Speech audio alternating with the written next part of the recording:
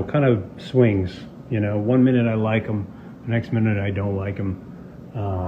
It's temperamental. It's like the weather. It's complicated. We made love. Yeah, listen, TikTok is making me basically relive my teenage years. And like usually, you know it, I'm quite a fan of nostalgia. But in combination with me getting Invisalign, by the way, I took it off right now because I can't speak in it at all. I still have those hooky things.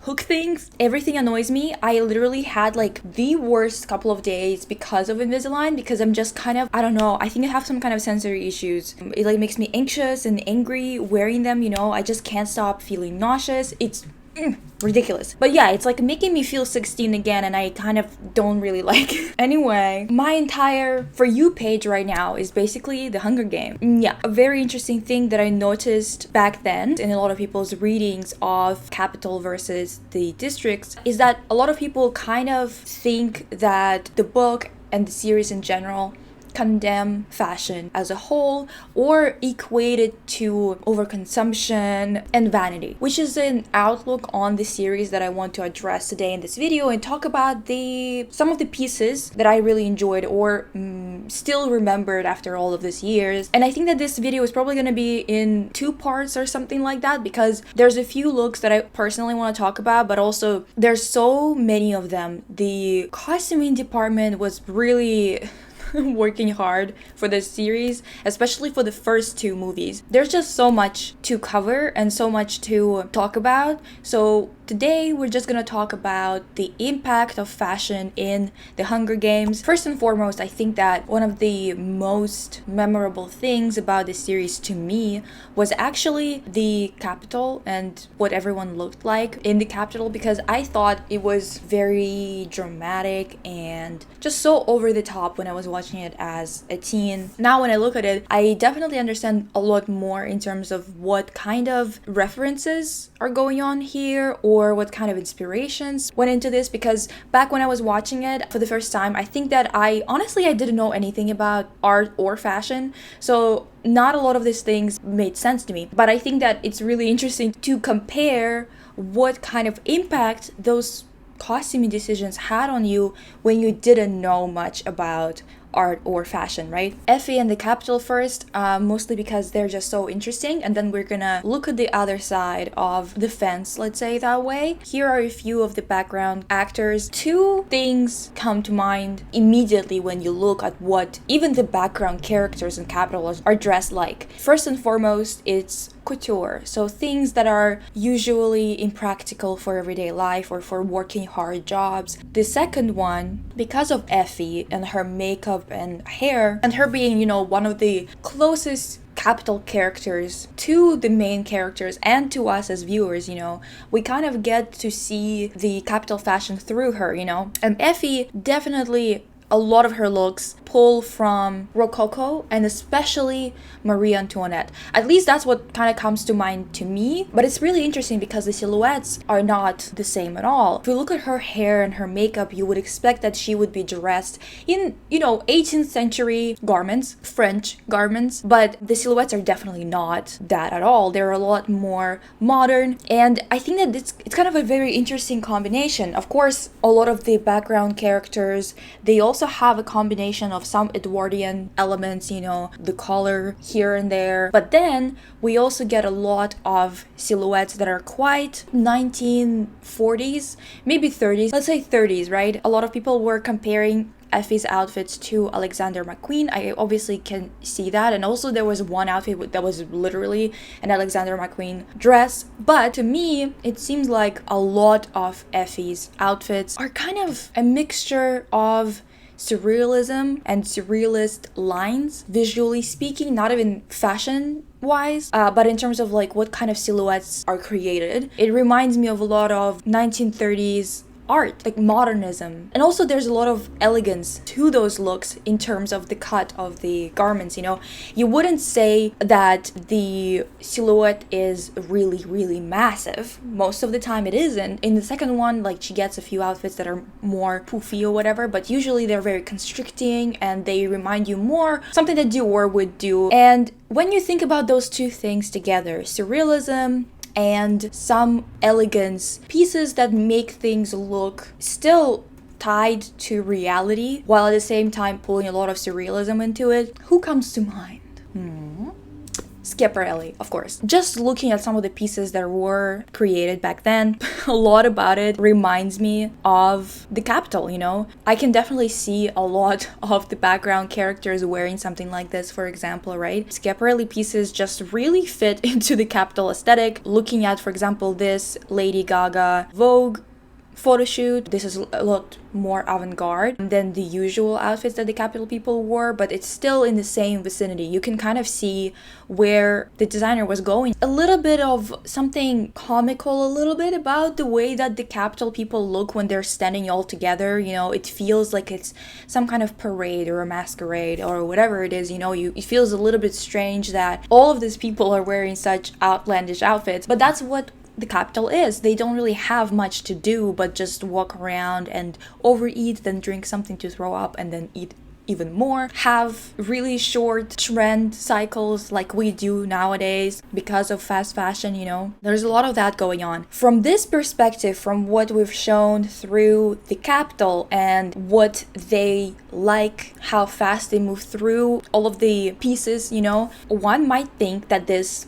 series is trying to say that fashion is a vapid, useless, opposite of artistic kind of pursuit or hobby or interest. It is very interesting how the same franchise can show this while at the same time have the revolution rely on an image of a person, an image, not the actual person, you know, rely on fashion to communicate with the masses. It is oftentimes mentioned in the books the way that Katniss would be dressed, for example, specifically to sway the masses to see her as more innocent or more dangerous or inspiring or whatever it is. You know, there's a lot of conversation about how you can be presented to the public and how your character does not really matter in that case. The way that you're presented and the way that you look is oftentimes just taken at face value. People just come to their own assumptions, and that knowledge and that technique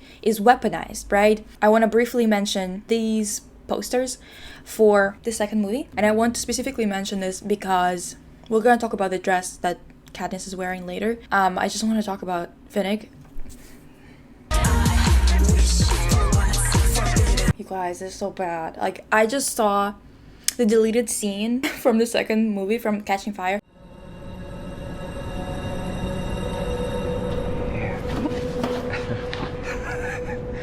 I'm sorry. I'm really sorry. Let me show you the best knot to know in the arena.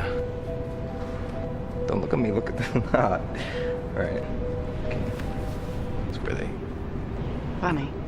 Do you want to take me for a walk?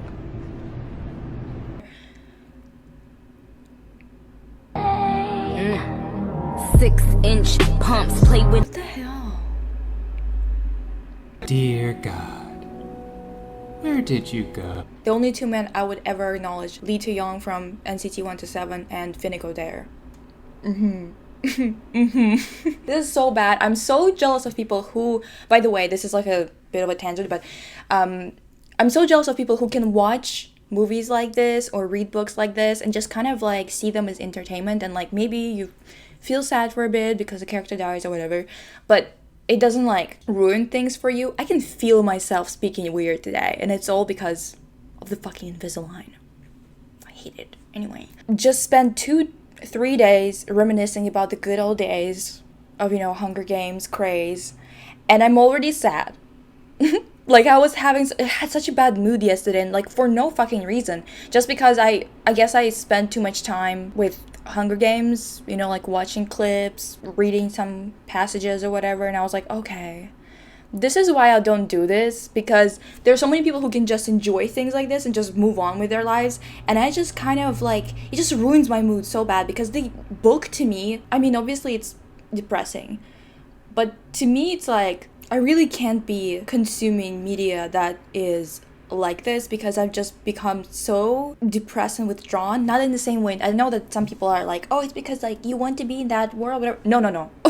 No. I don't want to be anywhere near Panem or anything like that. It's just, I just can't read a book about a war and like not be affected because it makes me think of real life, and then I start getting sad about that.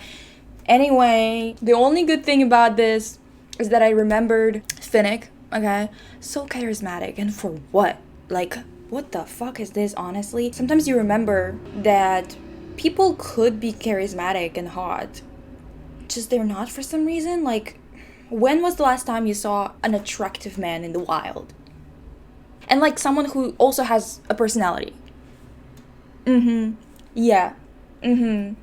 Anyway, but yeah, Schiaparelli, and this inspiration makes a lot of sense in my opinion, also because a lot of the artists and a lot of surrealists, they were all from privileged backgrounds, most of them. It's a really big rarity that someone who was remembered in art history was actually either the originator of the actual movement, and that they were coming from any other background but super privileged background, you know? I think that honestly, pulling from a movement of surrealists where it was just a bunch of men painting, taking pictures of women in very dehumanizing ways, where they would kind of make an object out of a body, you know? I don't know, it makes a lot of sense to pull from them for the people of Panem and to kind of show this side of the population. I also wanted to mention Caesar. What I wanted to mention about him is specifically his teeth, okay? I know we were talking about teeth today a lot, but specifically the fact that like his outfits, his hair, everything is not as crazy as most people from the capital. But I think that it's really interesting that the actor himself asked for this really extremely white teeth, extremely like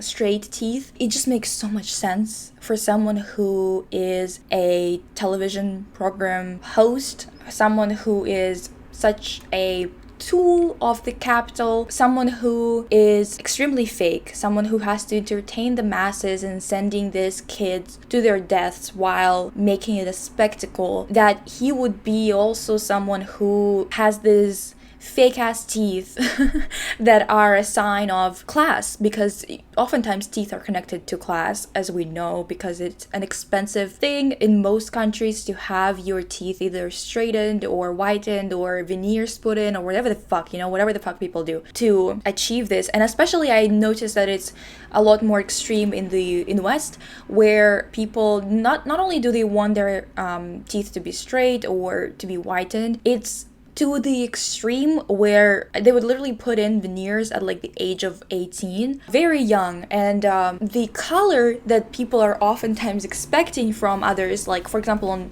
on TikTok, oftentimes I would come across a video where someone is like saying something, and then there's a bunch of comments of people being like, your teeth, your yellow teeth. Her teeth were not yellow at all, but the comments were like insane, and I was just sitting there like, what kind of teeth do you think are normal? And what teeth do you... Like, I feel like there's something really creepy and fake and extremely capitalistic connected, you know, to super fake looking teeth, like with this case with Caesar, you know? So I thought it was a really, really smart decision on the part of the actor, that he's already an American actor. I believe that he's American, and obviously his teeth are straight and white, but he wanted it to be, you know, like dramatic. And I think that was a very, very good decision, because it just does a lot for the character. Katnisss, right? Like when we look at her outfit next to Effie, it's such a dramatic difference. Of course, I think everyone's talked about that, how big the difference is. It obviously points out the difference in terms of class, in terms of them having money and not having any money. But I think more than that, the costuming becomes very, very important for the rebellion, right? And for Katniss to become this Mockingjay, right? It's also really important to remember that in film, the outfits, the designs of the pieces,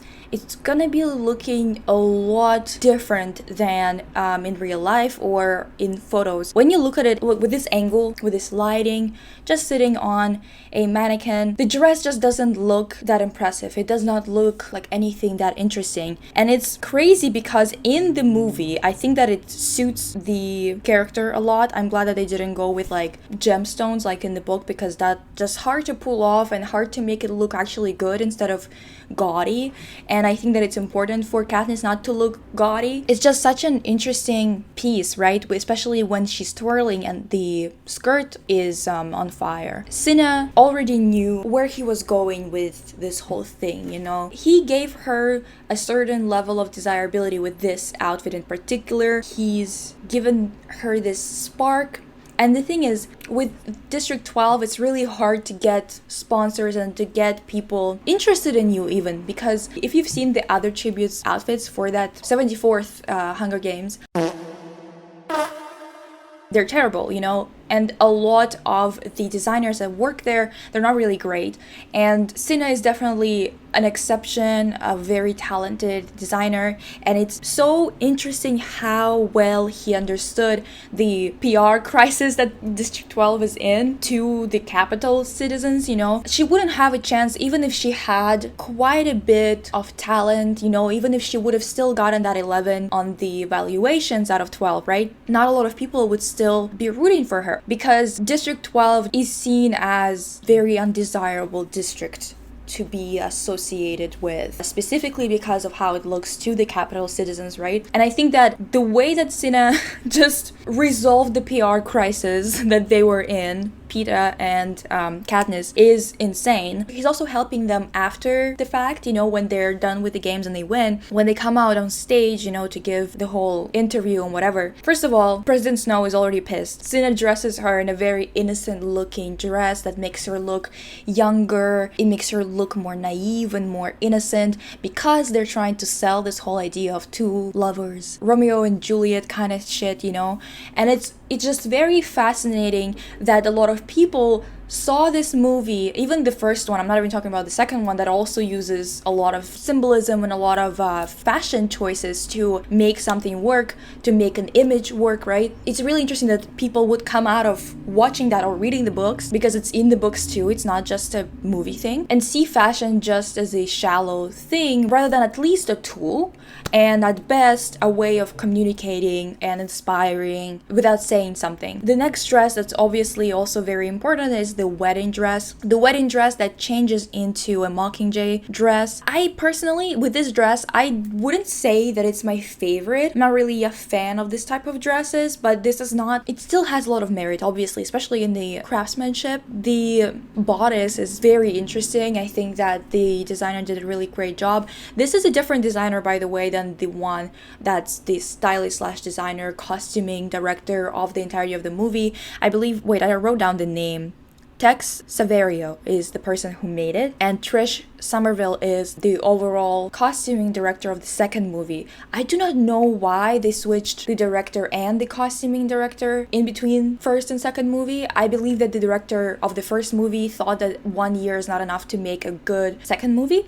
So he kind of said, I'm not doing the sequel. And I think that the costuming director was like buddy with the director, so they both left. In any case, I think that this dress is doing its job, and it's also, again, it's reminding you of the book and the reasoning behind it. They needed to show, you know, the wedding dress. They needed to, again, make everyone believe that Katniss is in love with Peeta, because she was absolutely horrible in front of the cameras, and with the whole Gale thing, she kind of definitely made everyone think that they were not that in love, you know, and that's kind of what made them be in danger with President Snow again. I'm gonna tell you what, if she just wore this white dress and if she twirled, you know, and it just was on fire and then went back to being a white wedding dress, Cinna wouldn't be dead. Because this dress, this effect, right? Katniss twirling and then coming out as a Mockingjay, which has become a symbol of revolution. If this didn't happen, if she wouldn't transform into this dress, Cinna definitely would be fine, but this was a definite defying kind of design, defying of President Snow design. This is communication, a very direct communication. Here she is in a wedding dress. We're playing by your rules right now. We don't have a choice. She can't run away. She can't not go into the arena. But she twirls and she changes into a Mockingjay. Like they spot in the face of, President Snow. So when people say all these things, I just kind of think it's so strange that so many people glossed over the impact that Cinna had on the revolution and on creating the image of the Mockingjay, creating the image of Katniss as, the image of the revolution. It's just strange that people would say, oh, the Hunger Games shows that fashion is stupid. Yeah, overconsumption is stupid. Yeah, overconsumption is also evil in some ways. At the same time, the images that are created with fashion can communicate without words and can facilitate communication with the masses, Yeah, I just thought it's really interesting. This dress in particular, I really like what it looks like. These wings, in the movie they were CGI, but here in the exhibition, it's actually, I think this is an exhibition, girl, I don't know. It's real, but it's real here because they can make the mannequin stay with those wings at the back. It would be a little bit too difficult to do it for Jennifer Lawrence. In any case, I just want to talk about how important conversation about fashion was in the books,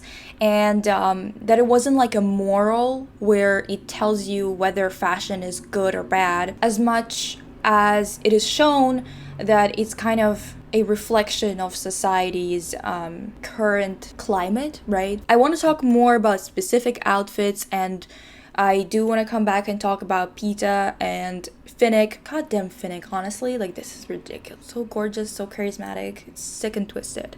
Anyway, I want to come back and talk about them because they also had really great costuming going on. Tell me the looks that you want me to address or to talk about, and looks that kind of stuck with you back in the day when you were still a kid watching it, and what kind of looks you think are more significant now, because I do want to talk about this more in depth and address other characters like Joanna, for example. I love Joanna. In any case, thank you for watching. I'll see you soon. Let me know what you think about Hunger Games Renaissance. If you're also enjoying a lot of the analysis videos on TikTok.